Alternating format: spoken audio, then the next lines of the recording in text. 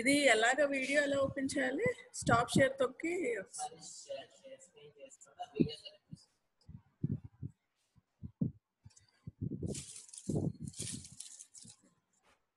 Hello, good morning students. Today we'll be talking about contracted pelvis and I'll be taking this class in two classes, okay? Today first we'll talk about pelvis. What are the pelvic dimensions? What is inlet, what is cavity, what is outlet? And we will see how to see the diameters of the pelvis so that you can understand contracted pelvis better. And why should we learn about contracted pelvis? Because nowadays, the most prominent reason for cesarean section is cephalopelvic disproportion, and contracted pelvis is the most common cause for CPD. So I'll be discussing things so that by the end of my class, you will be knowing all these things, like what is the definition of contracted pelvis, and what is actually pelvis, and what are the variations we see in female pelvis. What is asymmetrical or obliquely contracted pelvis? What is the mechanism of labor in contracted pelvis with vertex presentation? And diagnosis, how will you diagnose a contracted pelvis? What is cephalopelvic disproportion and how will you diagnose CPD? And then management, how will you manage in various situations of contracted pelvis? So now let's look at the definition of contracted pelvis. What do you mean by contracted pelvis? There are two types of definitions. One is anatomic definition and the other is obstetric definition. And according to anatomic definition, contracted pelvis means where the essential diameter of the pelvis is shortened by 0.5 centimeters in one plane or more than one plane. It is called anatomic definition, where the diameters are reduced by 0.5 centimeters. Some say 0.5, some even say it is 1 centimeter, where they are reduced by 1 centimeter. So anything 0.5 to 1 centimeter reduction is considered as contracted pelvis. Next is obstetric definition. According to obstetric definition, there is alteration in the size or shape of the pelvis of sufficient degree so as it will alter the normal mechanism of labor in an average size baby. The baby should be of average size. And when there is alteration in the normal mechanism of labor because of the alteration in the shape or size of the pelvis, then it is also called as contracted pelvis. And this is the obstetric definition of contracted pelvis. Now, and how do you know whether the pelvis is contracted? Because how do you know that? That is depending on when we do a clinical pelvimetry, we do a grading of contracted pelvis.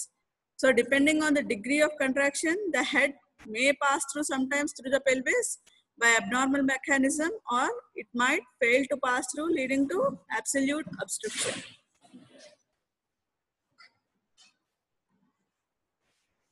So now pelvis. The pelvis is see, this is the pelvis and it has two innominate bones. These both are the, see, this is the pelvis. These are the two innominate bones of the pelvis. And what are the bones of the pelvis? This is the sacrum. This is the lower part is the coccyx, and these two bones are the iliac bones. This is the sacrum, coccyx, and these two are the innominate bones. And there are 4 joints. This is one joint, which is the sacroiliac joint on both the sides. Next is the sacrococcygeal joint here. Here the sacrococcygeal joint. And next is the symphysis pubis, this one, between the 2 pubic bones. This one. This is the symphysis pubis. This part is the symphysis pubis. And it is anatomically divided into the upper part, which is, this part is called false pelvis. And this part of the pelvis is called, the lower part is called the true pelvis. This upper part is called the false pelvis. This false pelvis is formed by the 2 iliac bones, only by these 2 iliac bones. And true pelvis is from this line.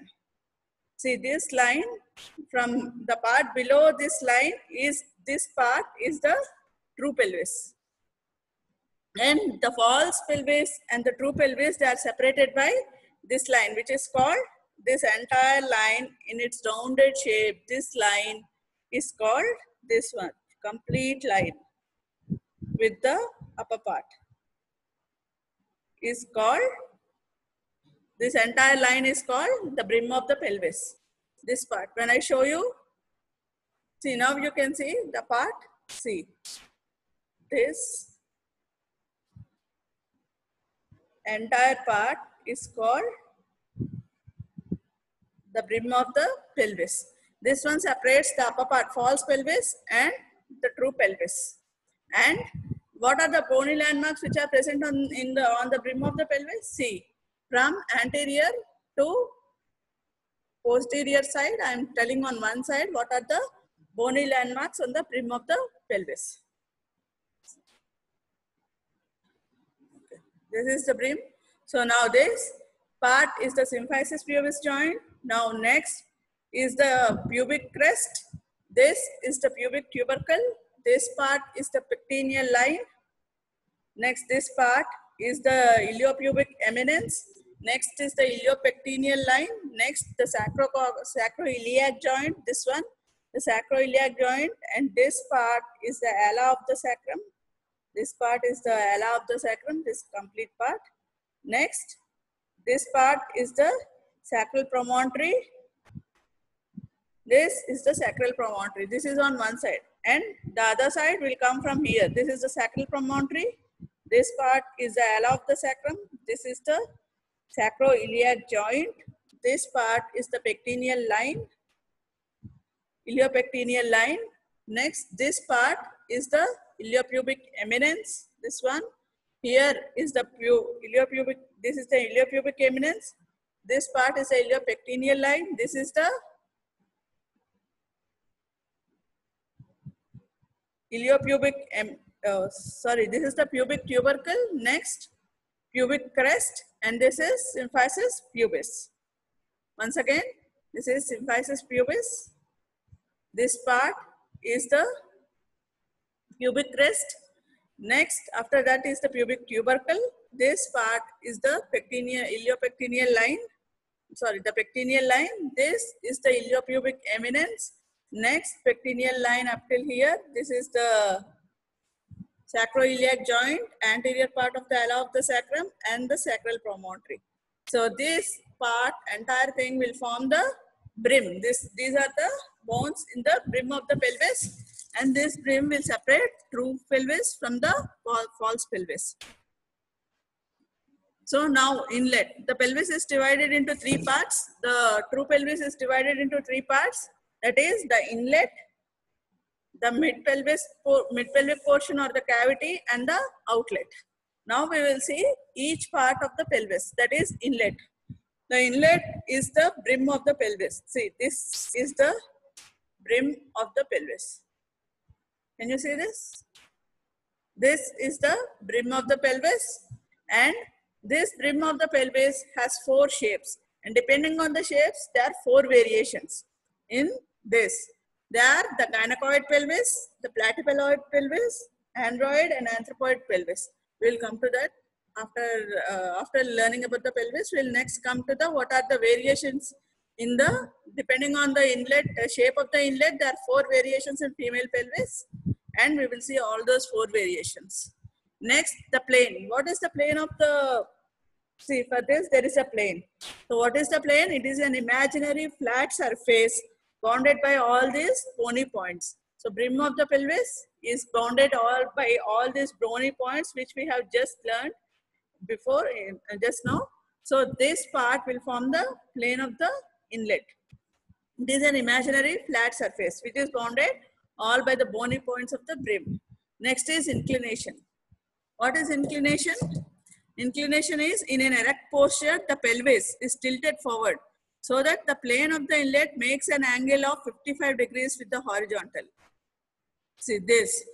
So when a woman is standing, this portion of the pelvis is actually tilted forward like this, so that the plane of the inlet will form 55 degrees with the horizontal. This is called angle of inclination of the pelvis. This is very, very important because there are two types of, depending on the angle of inclination, there are two types, which is high inclination and low inclination. So what is high inclination? High inclination is when the angle of inclination is increased. See, when is the angle of inclination? This is the angle of inclination, where the inlet is forming 55 degrees with that of the horizontal. So when is the angle of inclination increased? When there is, when the upper, this lumbar vertebrae is also included in this, then this angle will become more steep like this. Then it is called high inclination. That is called sacralization of the fifth lumbar vertebra. When this fifth lumbar vertebrae is also included in the sacrum, then inclination will be from this portion, from here like this. Then angle of inclination is increased. So that is called sacralization of the fifth lumbar vertebra, and when that happens, this angle of inclination is increased. And what is the significance of high inclination? Because the angle is increased, there is delay in engagement of the head, and mostly it will favor occipito-posterior position. There is difficulty in the descent of the head because the birth canal is increased. Now from here till here, instead of here to here, the birth canal is increased, so that the head has to negotiate this entire length of the birth canal. And then the sacrum will become flat here when angle of inclination starts. So this flat sacrum will interfere with internal rotation of the head. So these are all the problems with high inclination. Next, what is low inclination? Low inclination is when the angle of inclination is reduced. When is the angle of inclination reduced? When this first piece of sacrum is included in the lumbar vertebrae, then inclination will start from here. So it is reduced. This is called lumbarization of the sacral vertebra. When this happens, the angle of inclination is reduced. So that the angle of inclination is reduced, it does not have any significance. Only high inclination has a significance. Now, what are the various angles in the pelvis?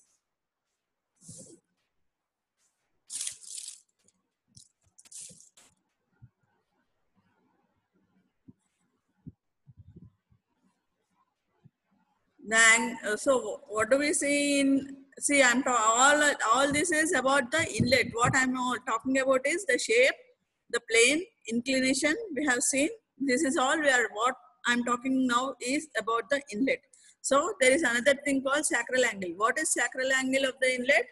Normally the angle formed by the true conjugate with the first two pieces of the sacrum, it is called sacral angle. What is true conjugate? True conjugate is the anterior-posterior diameter of the inlet. That is, this is the anterior-posterior diameter of the inlet. From the point inside the symphysis pubis joint, inside the most prominent part on the upper portion of the symphysis pubis joint till the sacral promontory. This part is the anteroposterior diameter of the inlet. So the angle formed by this anteroposterior diameter with first two pieces of sacrum, this angle is called the sacral angle. And in a normal female, it is usually greater than 90 degrees. This sacral angle is normally greater than 90 degrees in normal females or in gynecoid pelvis. Next, what is axis?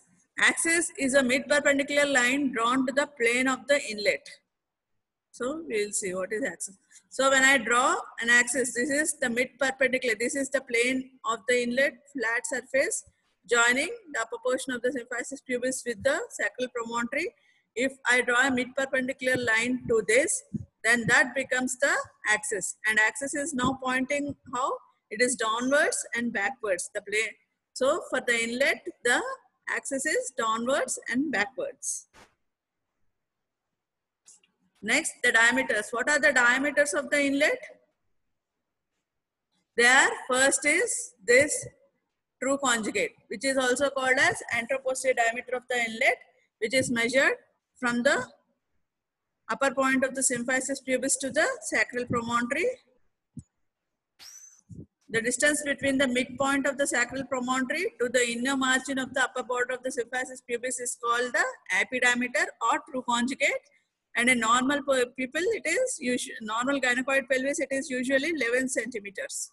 So this measures around 11 centimeters, and it can also be found. And since it is difficult to measure like this from the upper border of the symphysis pubis to the sacral promontory, it is usually measured by measuring the diagonal conjugate and subtracting 1.2 centimeters from the diagonal conjugate. This is how we calculate the true conjugate. And next is the obstetric conjugate. What is obstetric conjugate? It is the distance between the midpoint of the sacral promontory to prominent bony projection in the midline on the inner surface of the symphysis pubis. Now see, this is the symphysis pubis joint.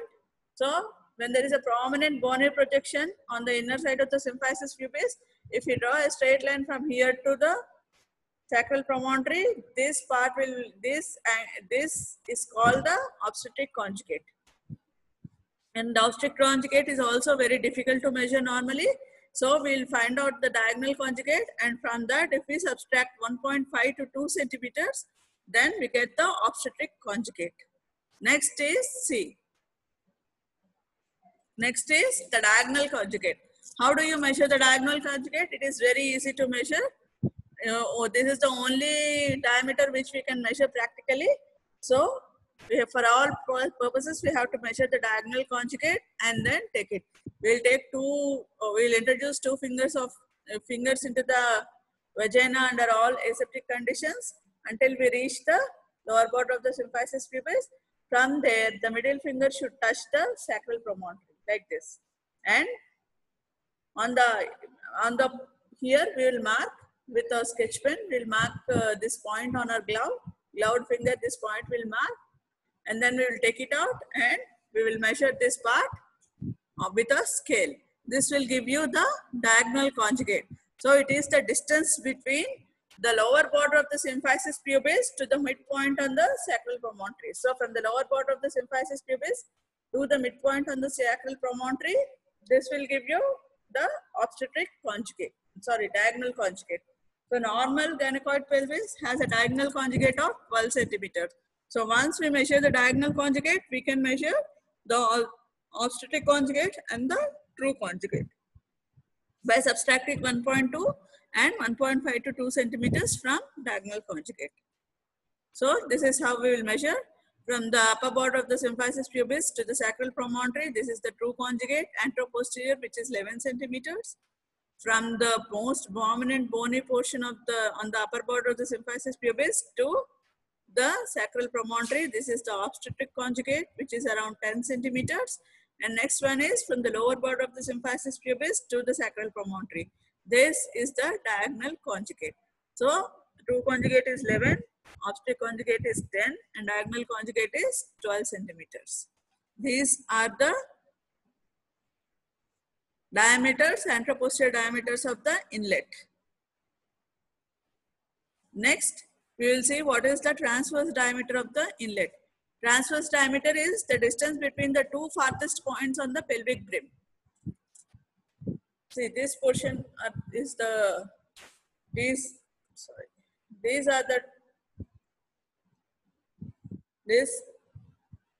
is the pelvic brim, right? So the distance between these two farthest points on the pelvic brim is called the transverse diameter, and this measures around 13 centimeters. This transverse diameter, it divides the brim into anterior and the posterior segment. And the anterior and posterior segments are very important to know because the head will engage mostly in the posterior segment of the pelvis. And why is it important to know all the diameters of the inlet? It is important because mostly contracted pelvis is contraction at the brim. Contraction occurs at the brim. There is no isolated mid-pelvic or outlet contraction. If there is contraction at the brim, then we can expect that there is a contraction in the pelvis. So it is very important to know all the diameters of the inlet. Next is the oblique diameter. What are the oblique diameters of this brim? From the opposite sacroiliac joint to from the opposite sacroiliac joint to the iliopubic eminence. This portion Oppositely is a oblique diameter, and it is usually around 12 centimeters. And it is right and left oblique diameters, and the right and left part depends on the sacroiliac joint. If you are measuring from the right sacroiliac joint, it is the right oblique diameter. If you are measuring from the left sacroiliac joint, then it is the left oblique diameter. Next is the sacrocotyloid joint. The sacrocotyloid joint is, it is the disc from the midpoint of the sacral promontory to the iliopubic eminence of that side, this part. This is the iliopubic eminence, and this, when we draw from here to here, from the midpoint of the sacral promontory to the iliopubic eminence, this is the sacrocotyloid joint, and this measures around 9.5 centimeters. And this sacrocotyloid joint is important because this part is the this is the space which is occupied by the biparietal diameter of the head when it is negotiating the brim of the pelvis. So this is how you will measure the diagonal conjugate. You will introduce two fingers along the anterior sacral curvature. From lower portion you will go up, then until you reach the sacral promontory, and now when you reach the sacral promontory, you will mark at this portion where your finger touches the symphysis pubis. Here you will make a mark. You will take out your fingers and then you will measure this distance. This is how you will measure the diagonal conjugate. Next, these are all the diameters of the outlet of the pelvis. This is the anterior posterior diameter from the sacral promontory to the upper part of the symphysis pubis, which is 11 centimeters or true conjugate. Next, this is the left oblique diameter from the iliopubic eminence to the sacroiliac joint on the left side, which is 12 centimeters. This is the right oblique diameter. This is the left oblique diameter. Next, this is the transverse diameter on the two farthest points on the pelvic brim. And this is around 13 centimeters. This has divided into the posterior segment and the anterior segment, the brim. And now, sacrocotyloid is between the sacral promontory and the iliopubic eminence, which is 9.5 centimeters. And this is the diameter which is occupied by the biparietal diameter when the head is negotiating the brim of the pelvis. So these are all the important diameters in the inlet of the pelvis. Next, we'll come to the cavity.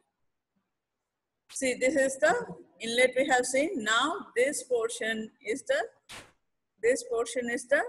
cavity. And what are all the important diameters in the cavity? It is bounded above by the inlet and below by the plane of least pelvic dimensions. The shape, it is round. Cavity, the shape of the cavity is round, and the plane, it extends from the midpoint of the posterior surface, from the midpoint on the posterior surface of the pubis to the junction of the second and third sacral vertebrae till here. And this is also called the plane of greatest pelvic dimensions. What is the axis? The axis is, it is a perpendicular line which is drawn to the plane of the cavity, and it is directed, since the pelvis is tilted forward, the plane is again backwards. The axis is, the direction of the axis is downwards. It is like this. So the direction is like this, downwards, like this.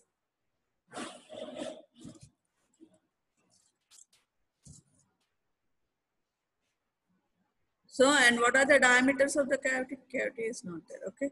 So, what are the diameters of the cavity? There are only two diameters, the AAP diameter and the transverse diameter. The anteroposterior diameter is from the midpoint on the posterior surface of the symphysis to the junction between the second and the third sacral vertebrae. This portion is the AAP diameter of the cavity. This is the AAP diameter of the cavity, and transverse diameter is, which it cannot be precisely measured because the transverse diameter is usually covered by the soft tissue of the pelvis. So it is estimated to be around 12 centimeters, but we have to measure the we have to touch the soft tissues, so it cannot be accurately measured. So I'll see.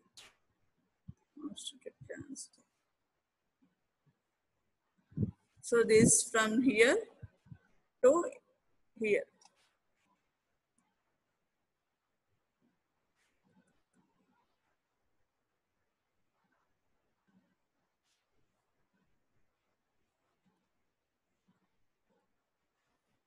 That is the cavity. Next, we will see outlet. Outlet is very, very important. And this outlet is again divided into two portions. That is the obstetrical outlet and anatomical outlet.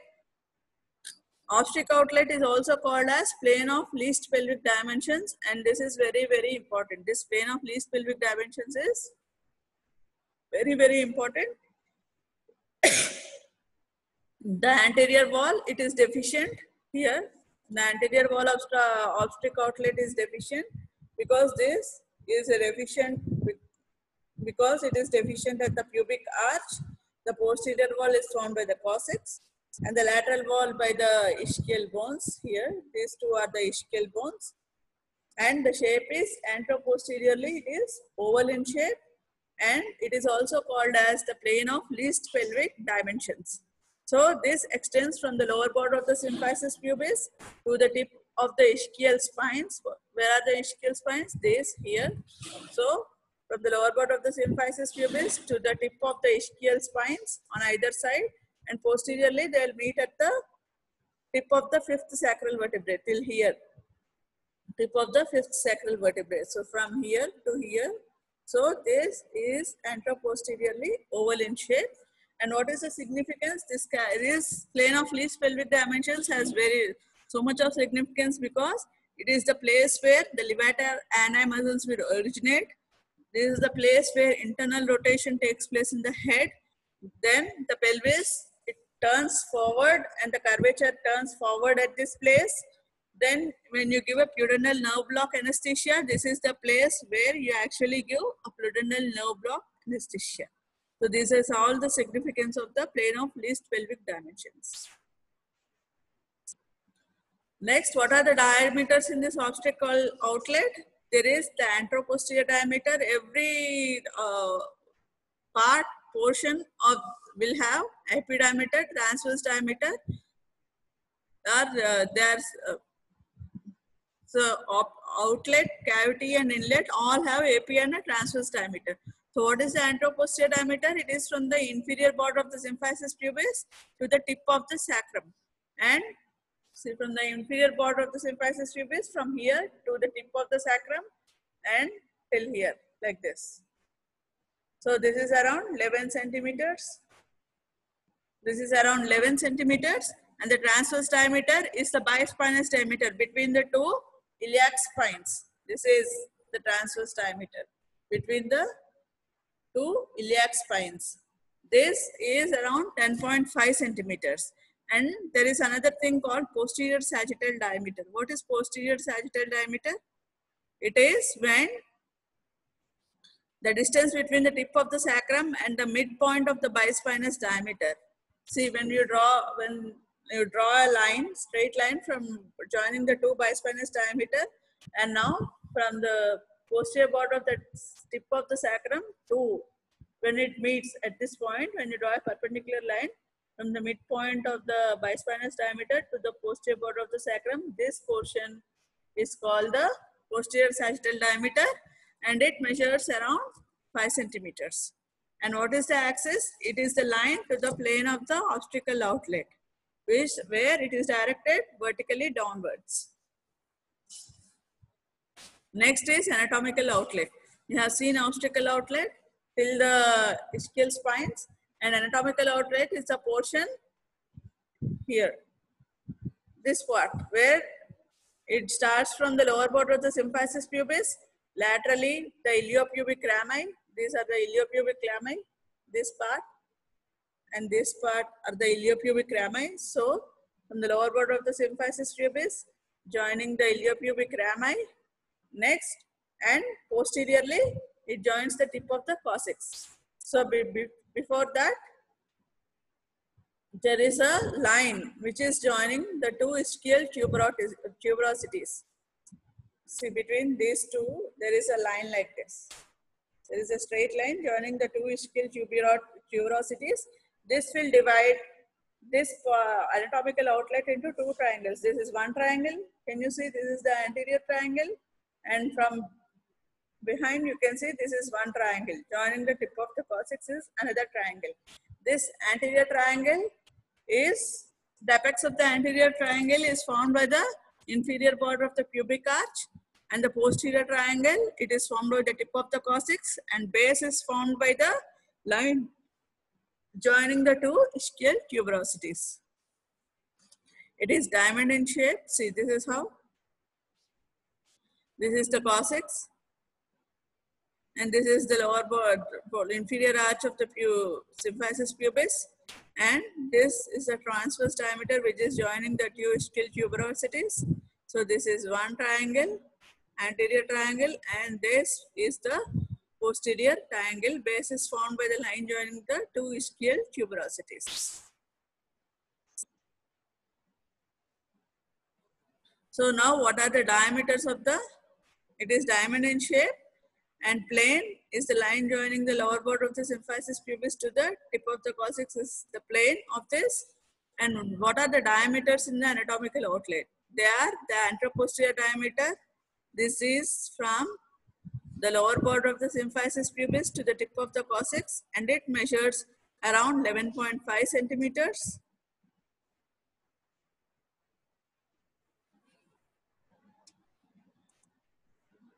This is actually 11.5 to 13 centimeters. And next is the transverse diameter. This is the intertuberous diameter, which is usually 11 centimeters. And what is the posterior sagittal diameter? It is in between the sacrococcygeal joint and the midpoint of the transverse diameter of the outlet. This transverse diameter is also called, the intertuberous diameter is also called the transverse diameter of the outlet. And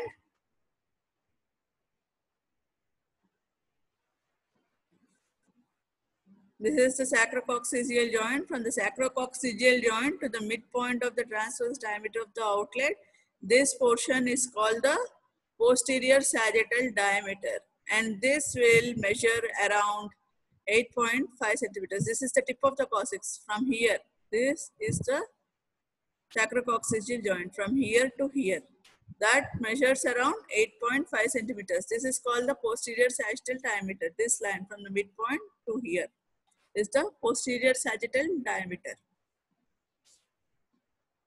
Then what is subpubic angle? Subpubic angle is, there is these two pubic bones are descending. So angle formed by the descending pubic rami is called, this angle is called the subpubic. This angle is called the, by these two descending rami, this angle is called the subpubic angle, and it is usually 85 centimeters. And this is, then what is the pubic arch? This is also called pubic arch. The formed by the descending rami on both sides. This is called the pubic arch. And this pubic arch is also important because if the pubic arch is narrowed, then the head, instead of coming below the pubic arch, it is pushed backwards, and there is less space for the head to occupy. There is no space for the head to occupy below the pubic arch. See. This is the true pelvis. This for a portion formed by the two iliac bones is the false pelvis, and this portion below the brim is actually the true pelvis, inside portion, and this is the diameter of the inlet, and this part from the coccyx to the ischial tuberosity to the lower portion of the pubic arch, this is the anatomical outlet. And now, when the fetal head, it occupies like this, it is ball shaped, and when it occupies like this below the pubic arch, when the fetal head is placed like this, there is some space in between the lower part of the pubic arch to the fetal head. This space is called waist space of Morris. And usually this space is around, the length of this is around 1 centimeter. The waist space of Morris is around usually 1 centimeter. And if it is greater than 1 centimeter, then we have to, that much of angle, then we have to measure the anterior posterior diameter 1 centimeter below the lower border of the pubic arch. That is, we have to do some, so it is usually only 1 centimeter.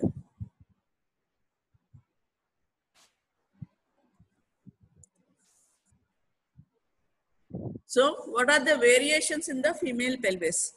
So these variations in the female pelvis will depend on the developmental factors, the sexual factors, racial factors, and in different races, the female pelvis is different. In Caucasians, in blacks, the pelvis is different. And depending even on the evolution, the pelvis will differ.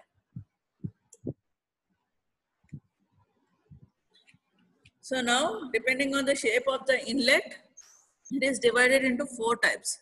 We will see what are the 4 types. They are gynecoid pelvis, which is seen in 50% of the cases. Next is anthropoid pelvis, seen in 25%. Android pelvis, which is seen in 20% of the cases. And next is the platypeloid, which is seen in 5% of the cases.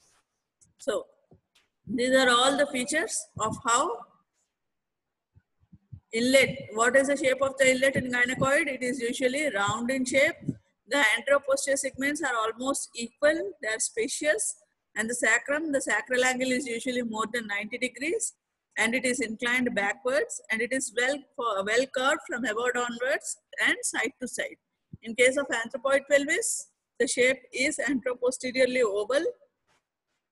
So this is how. This is the gynecoid pelvis, where the shape is well curved, well rounded, and you can see that anterior and the posterior segments are almost equal.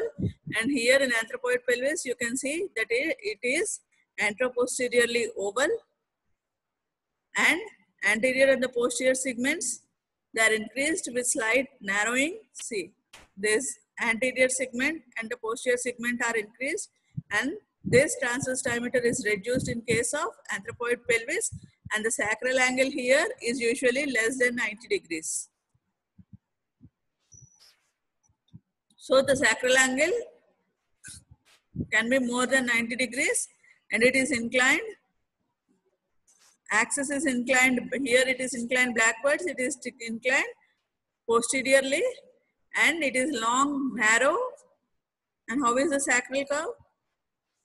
This sacral curve is usually, since it is anteroposteriorly oval, the sacral curve is long and narrow. Now coming here to the android pelvis. How is the android pelvis?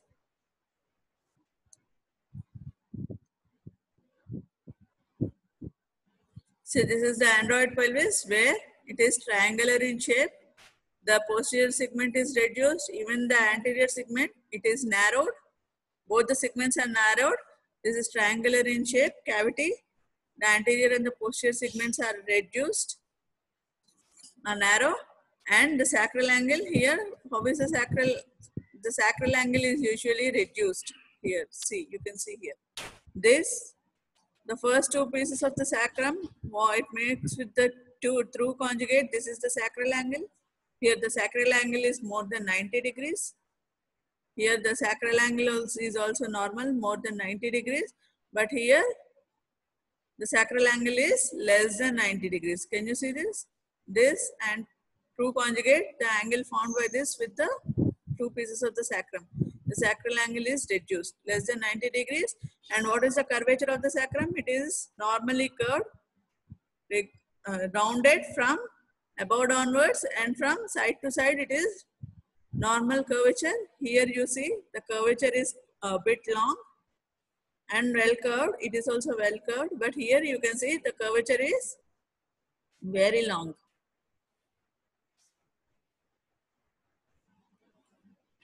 So inclined forwards, and the curvature is long and almost straight here, and sacral angle is less than 90 degrees. Now we come to platypeloid pelvis. It is transversely oval in shape. This is platypeloid, which is transversely oval. Both the anterior and the posterior segments both are reduced, and we'll see the sacral angle. The sacral angle here is more than 90 degrees. It is more than 90 degrees, and this is also. And how is the curvature of the sacrum? It is short. It is also almost straight. Here you can see it is very straight. See, this is the curve. This is very straight. This is almost straight. This is a bit straight, but not well curved. This is the platypaloid pelvis. Next we'll come to, this is about the inlet. We'll come to the cavity. Cavity, we will see the sacrosciatic notch. This is the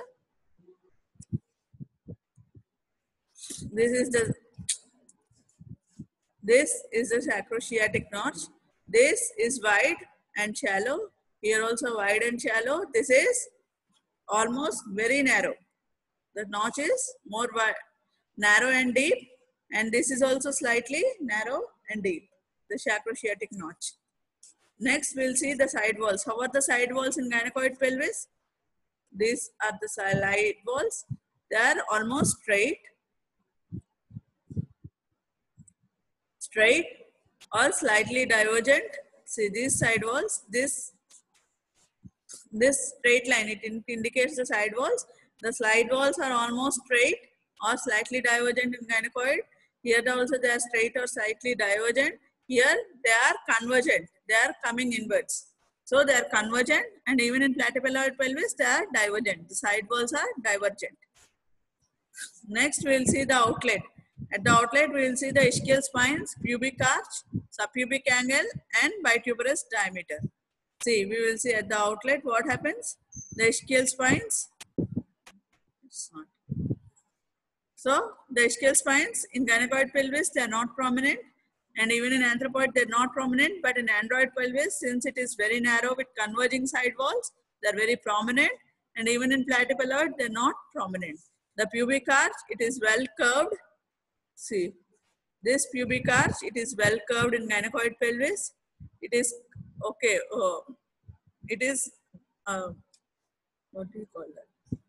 It is long and curved. Next, this is very narrow. This pubic arch is very narrow in android pelvis, and here also very curved and divergent in case of platypaloid pelvis. Now the subpubic angle is wide, 85 degrees. This is slightly narrow, very narrow. The subpubic angle, this is 85 degrees.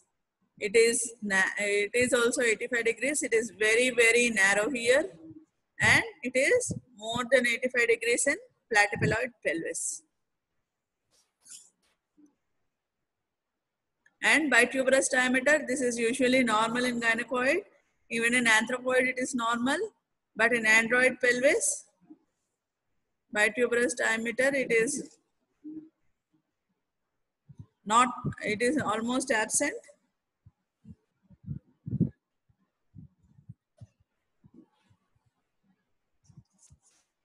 Bituberous diameter, it is very short and very wide in case of platypaloid pelvis.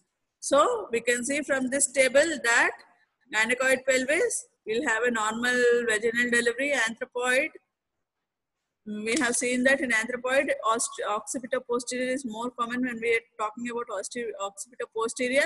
In android pelvis, any type of normal vaginal delivery is very difficult. And in platypaloid pelvis, we will see about that. So, inlet. So, how does labor take place in all these 4 types of pelvis? We'll discuss this again. We'll just watch a video how to measure the, we will see a video of clinical pelvimetry.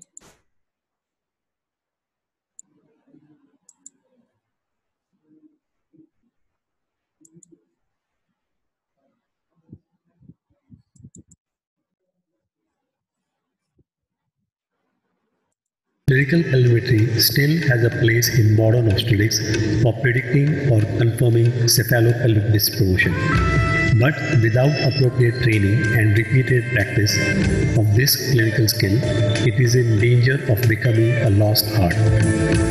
In recent years, there has been an increasing emphasis on the use of technology for the assessment and evaluation of women during the antepartum and intrapartum periods.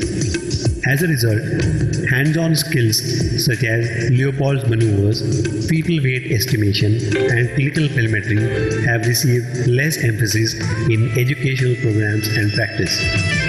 Because some recent graduates are not adequately trained in obstetric aspects of physical examination, they may depend on technology. In terms of estimating the adequacy of female pelvis, it is unclear whether radiologic pelvimetry offers any advantage over clinical pelvimetry. Hello YouTubers, today I am going to talk to you about clinical pelvimetry. I am going to demonstrate the correct technique of doing clinical pelvimetry. As you know, it is an important question in the obstetrics viva examination. They give you a pelvis and ask you to demonstrate clinical pelvimetry. Clinical pelvimetry is assessment of the dimensions and capacity of the adult female bony pelvis in relationship to the vaginal birth of a baby. As far as the timing goes, clinical pelvimetry should be done after 37 weeks, preferably at the onset of labor. The advantages of doing it late are that by this time, the so-called give of the pelvis has already occurred. That is, the soft tissues are more distensible. It is more accurate and less uncomfortable when done in labor. Now I am going to demonstrate the correct technique of doing clinical pelvimetry. Clinical pelvimetry should be done under strict aseptic precautions. Sterile gloves must be worn for the per-vaginal examination. The goal of clinical pelvimetry is to predict which patients have adequate pelvis and can be allowed to deliver vaginally, and which patients have cephalopelvic disproportion. The patient should be lying comfortably and relaxed in supine position with the legs flexed at the hips and the knees. Gently introduce 2 fingers into the vagina and first palpate the transverse perineal muscles between the fingers in the vagina and the thumb outside from the perineal skin. Transverse perineal muscles are assessed for their density and elasticity. Next, assess the mobility of the sacrococcygeal joint, which is determined by pressing firmly on the coccyx. Normally, the coccyx is mobile. Next, palpate the sacrum by passing the fingers from below upwards and then from side to side in order to judge the curve, shape and length of the sacrum. Normally, the sacrum is concave. Flat or convex sacrum indicates reduction in the anteroposterior diameters of the pelvic cavity.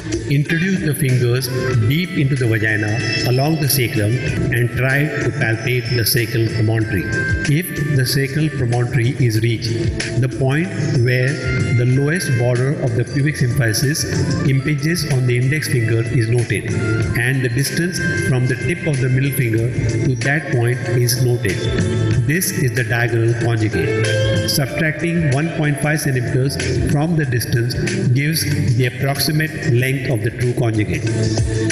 Instead of estimating the length of the diagonal conjugate in this manner, some practitioners simply note whether the sacral promontory was reached easily, with difficulty, or not at all. Normally, the sacral promontory cannot be felt. Failure to reach the sacral promontory indicates that the diagonal conjugate is at least 12.5 centimeters and that the pelvic inlet is adequate. And now a clinical pearl. Please note that diagonal conjugate cannot be and should not be measured if the head is engaged. After this, try to trace the pelvic brim using the index and middle fingers. Note whether the pelvic brim is rounded or angulated. Angulated pelvic brim causes the fingers to dip into a V-shaped depression behind the pubic symphysis. Normally, one can only feel less than half the pelvic brim with one sweep of the hand. If you can trace more than half the pelvic brim in one sweep of the hand, it indicates that the inlet is narrow.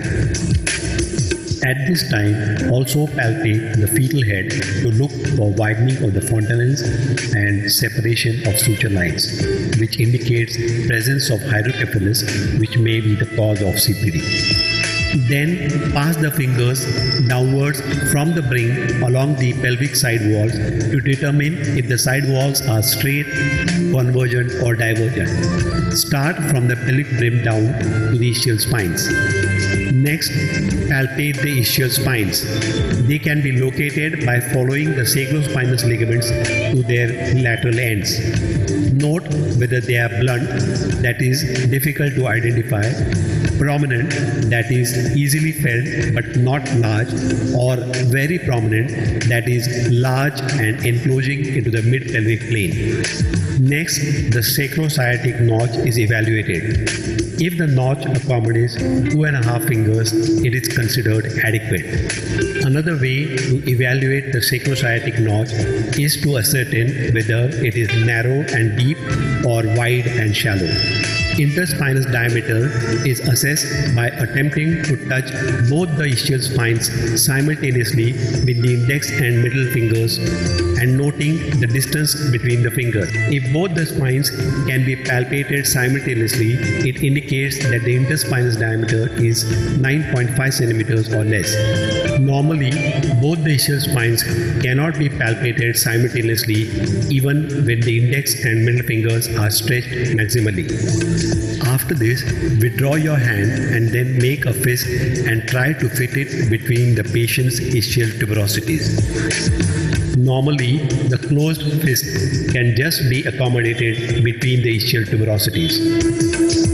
If the four knuckles of the closed fist cannot fit between the two ischial tuberosities, there is a possibility of outlet contraction. The last part of clinical pelvimetry is measurement of the subpubic angle. The subpubic angle is assessed by placing a thumb next to each inferior pubic ramus and then estimating the angle at which they meet. In a gynecoid pelvis, the normal subpubic angle is 85 to 90 degrees. In the following clip, without any commentary, I am going to give you a quick recap of the correct method of doing clinical pelvimetry.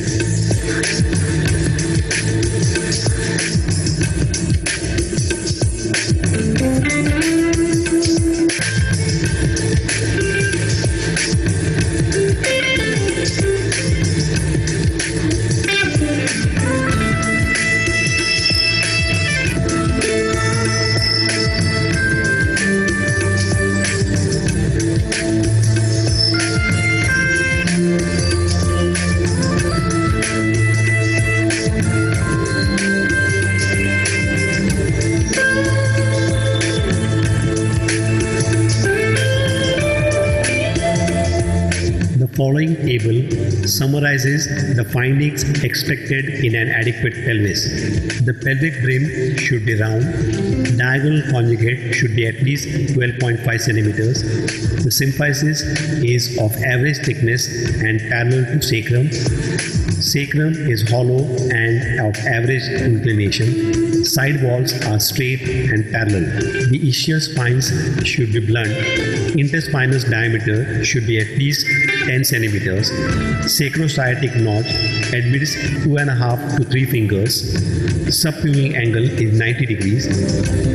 Intertuberous diameter should be at least 8 centimeters, that is 4 knuckles, and the coccyx should be mobile. Anteroposterior diameter of the outlet should be 11 centimeters. All these parameters cannot be assessed by clinical pelvimetry alone. The findings of clinical pelvimetry are usually summarized as whether the pelvis is adequate, borderline, or inadequate or contracted.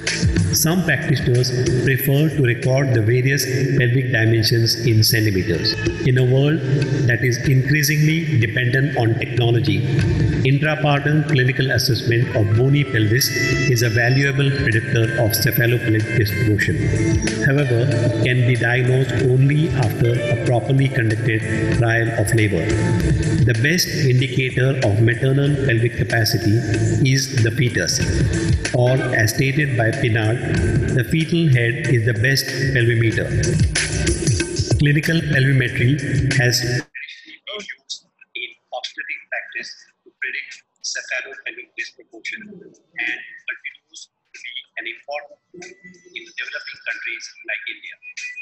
For further review to this topic and other topics, obstetrics and gynecology, refer to following book written by obstetrics and gynecology.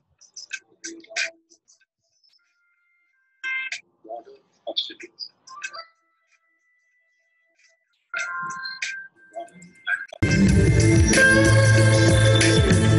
Clinical cases in obstetrics, questions and answers.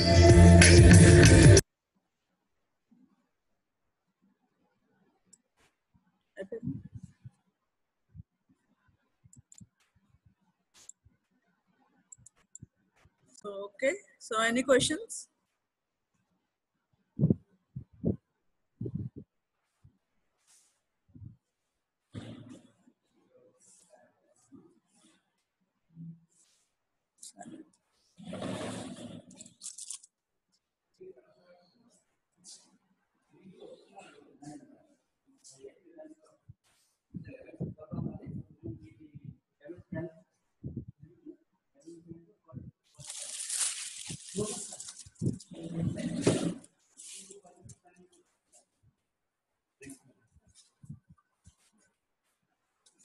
నిలబడి చెప్పొచ్చా నిలబడి చెప్తాను ఏం sir అలా చెప్తారా?